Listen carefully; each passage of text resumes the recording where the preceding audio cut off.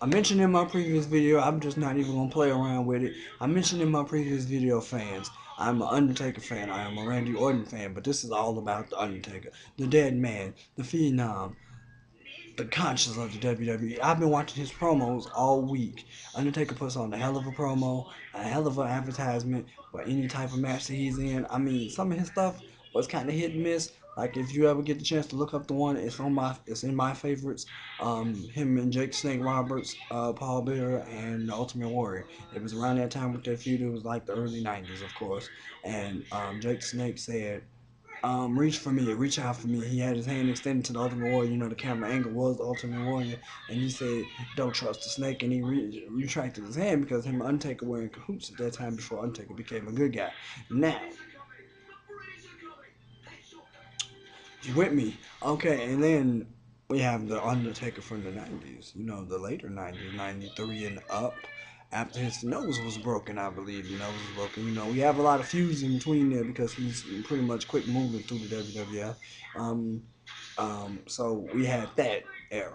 So what I really wanted to say was a lot of people complain about the streak. A lot of people I've heard complain about retirement. A lot of people are looking for things to talk about the Undertaker. And if you can't find shit nice to say, don't say nothing at all. Because when the Undertaker retires, when the Undertaker retires, what will you look for? There will not be another gimmick as strong as the Undertaker. You got your Hulk Hogan's. You can make another Hulk Hogan, i.e. John Cena, i.e. The Rock, i.e. you can make another Stone Cold if you really want to. But you would never make another dead man. There will be no way in hell you will ever repeat the decades of domination that we had with The Undertaker. I mean, Undertaker's the only man that can get an ass whooping for 2 years. Fight useless fights. Waste half of his WrestleManias in matches that don't make sense. Like Mark Henry, you wasted a WrestleMania on Mark Henry, Alvin and A Train and fucking Big Show. I mean, or whoever it was that he was teaming with. You wasted matches, and then he goes next year and fights Triple H all over the arena. Ric Flair all over the arena. We get a casket match. I mean, every match is amazing. Undertaker is the only one of the few wrestlers that will sell your moves. Undertaker is the only one that could sell walking out on the company. Undertaker is the only wrestler that can be missed and will be missed by a majority. I've not seen too many people talk bad about the Undertaker, but all this talk about retirement, stop fishing for the retirement. When he's ready to go, he will go, and it will be glorious. And he will not hit and miss like Ric Flair and Hogan. He will not go into the WWE Hall of Fame and show up on TNA or whatever. When he retires, it will be fucking over. We will not see reemergence of Taker.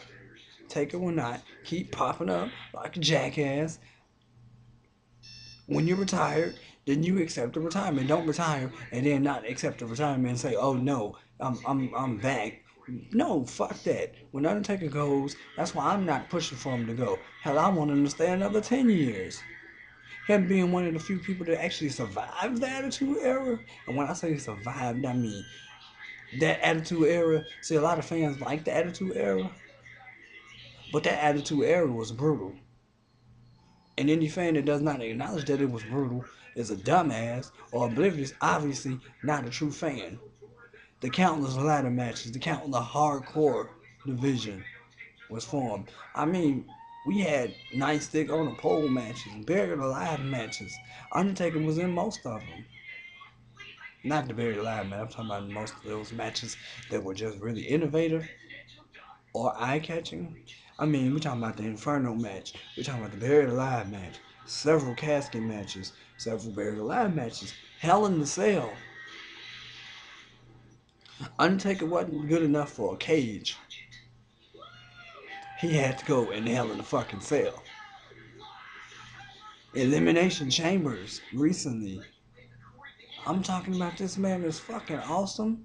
And people are rushing him to retirement, like, and then to say the quality of his matches is going down. Oh shit! Shut the hell up. It's the Undertaker, and John Cena ain't doing no worse or no better.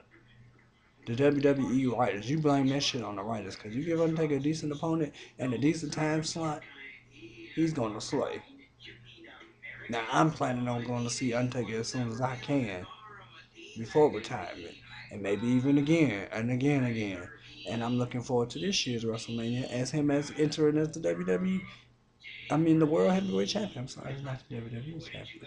Um, so to all you fans, you creatures of the night, like myself, you faithfully love the Undertaker, well quit fucking trying to hurry him off to retirement.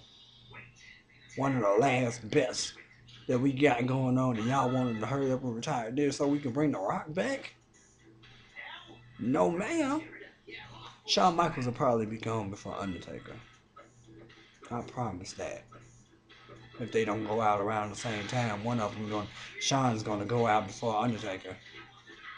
I mean, shit. And even we got Brad back, so I'm pretty sure Undertaker's gonna be around for a long time, pending, anything bad happen.